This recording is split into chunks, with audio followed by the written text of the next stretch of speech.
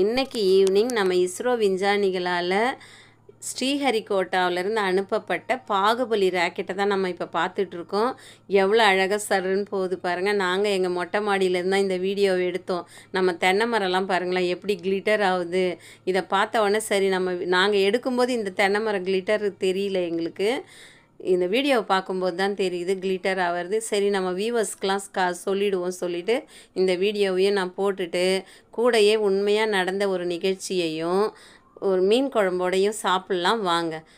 கேரளாவில் ஒரு பொண்ணு 8வது படிக்கிறா. இது நியூஸ் பேப்பரில் வந்த கதையை தான் நான் சொல்கிறேன். அவள் அவ்வளோ அழகாகவும் இருப்பாள். நல்ல ஸ்டூடெண்ட், ஃபஸ்ட் ரேங்க் வாங்குகிற ஒரு ஸ்டூடெண்ட்டு. அவளுக்கு முடியும் ரொம்ப அழகாக இருக்கும். இடுப்புக்கு கீழே அப்படியே முடி வளர்ந்துருக்கும். பார்க்குறவங்களாம் ஒரு நிமிஷம் நின்று பார்த்துட்டு எவ்வளோ நல்ல முடி பாரு, எவ்வளோ அழகாக இருக்குன்னு ஆச்சரியப்பட்டு பார்க்குற அளவுக்கு ஒரு முடி இருந்தது. அவளுக்கு திடீர்னு ஃபீவர் வருது. 20 நாள் கிட்ட சரியாகலை. டாக்டர்ஸ் எல்லாம் இது ப்ளூ ஃபீவர், வைரல் ஃபீவர் சொல்லிட்டு மாத்திரை மருந்தெல்லாம் கொடுக்குறாங்க. அதெல்லாம் சாப்பிட்டு அவள் தலையில் இருந்த முடியெல்லாம் கொட்டி போச்சு. தலை காலியாக இருக்குது, மண்டை காலியாக இருக்குது. ஸ்கூலுக்கு நான் வரமாட்டேன் சொல்லிட்டு வீட்லேயே இருக்கிறாள். வீட்டில் ஸ்கூலில் இருக்கிறவங்களும் வந்து கூப்பிட்டுட்டாங்க. ஸ்கூல் நிர்வாகம், டீச்சர்ஸ் எல்லாம் வந்து கூப்பிட்டு பார்த்துட்டாங்க.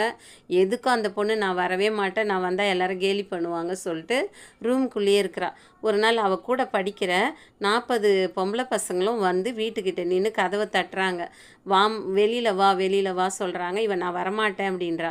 எங்களை ஒரே ஒரு நிமிஷம் வந்து பார்த்துட்டு நீ உள்ளே போயிடுன்றாங்க. சரின்னு அவளும் வெளியில் வந்து பார்த்தா அந்த 40 பொம்பளை பசங்களும் தலையை மொட்டை அடிச்சுட்டு வந்து நிற்கிறாங்க. உனக்கு எப்போ முடி வளருதோ அப்போவே நாங்களும் முடியை வளர்த்துக்கிறோம், நீ ஸ்கூலுக்கு வான்னு சொல்லி கூப்பிடுறாங்க. அவளுக்கு அவ்வளோ ஒரு சந்தோஷம் ஃப்ரெண்ட்ஸை பார்த்த உடனே.